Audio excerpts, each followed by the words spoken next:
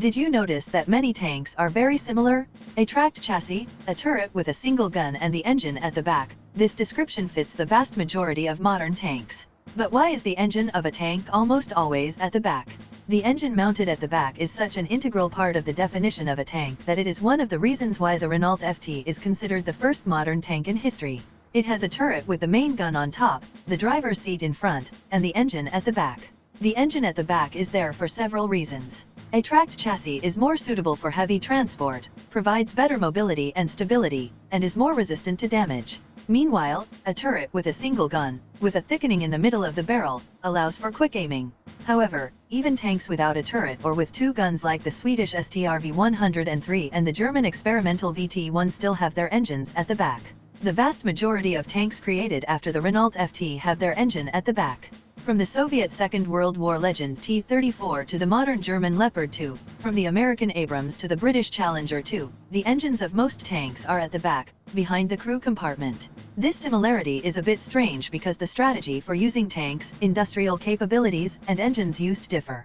This peculiarity is especially evident when looking at one of the rare modern main battle tanks whose engine is at the front. Why is the engine of the Merkava tank at the front? Israeli Merkava tanks, which have been in service since 1979, carry their engines at the front. This is not a mistake or a compromise but a well-considered decision. The Merkava tank designers placed the highest priority on crew protection. If compromises had to be made in assembling the tank's interior and exterior, the choice was always for the option that increased the soldiers' chances of survival. This is one of the reasons why the Merkava engine was placed at the front, not at the back. The engine itself is a large block of metal. Since tanks are rarely attacked from behind, the engine mounted at the front acts like additional armor, covering crew members behind it. A rear-mounted engine would only protect against blows to the back, which are rare under normal battle conditions.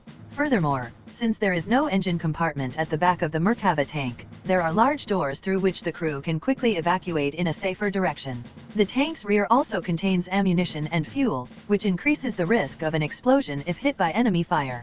By placing the engine at the front, the designers of the Merkava tank reduced the risk of explosion and made it easier for the crew to evacuate in an emergency. Because the Merkava tank has large doors at the rear, it is easier to reload ammunition and allows for up to 6 passengers inside, effectively turning the Merkava into an infantry fighting vehicle. The reason why most tanks have their engines at the rear is due to mobility and protection.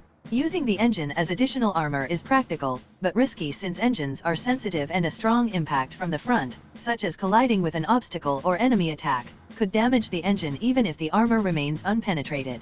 A tank with a disabled engine becomes a sitting duck, which is bad news for the crew. Even if the crew evacuates quickly after the impact, the tank is essentially lost even if it could continue fighting if the engine were located at the rear. An engine located at the rear is better protected, reducing the risk of mobility loss. Engine compartments require air and ventilation for internal combustion engines, which is why the compartments have grills. Turrets covering engine compartments can protect against some weapons, but thick, uniform armor is generally better. Since frontal attacks are more likely, it is better to leave the grill-covered engine compartment at the rear. Weight distribution is another reason for the engine to be located at the rear. Tank engines are large and heavy, so for the sake of mobility, it is better to keep the engine at the rear so that the slightly lighter front of the tank can more easily climb over heavy obstacles. This improves the ability to cross rough terrain because the running weight center shifts backward, raising the front of the vehicle higher. This is the same reason why ship propellers are located at the rear. However, this was more important earlier on when tanks had much lighter turrets.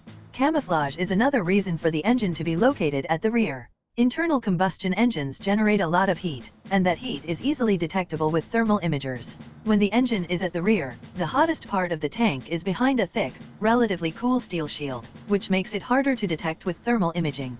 In addition, since the front of the tank has no engine, the frontal part of the tank body can have a lower profile.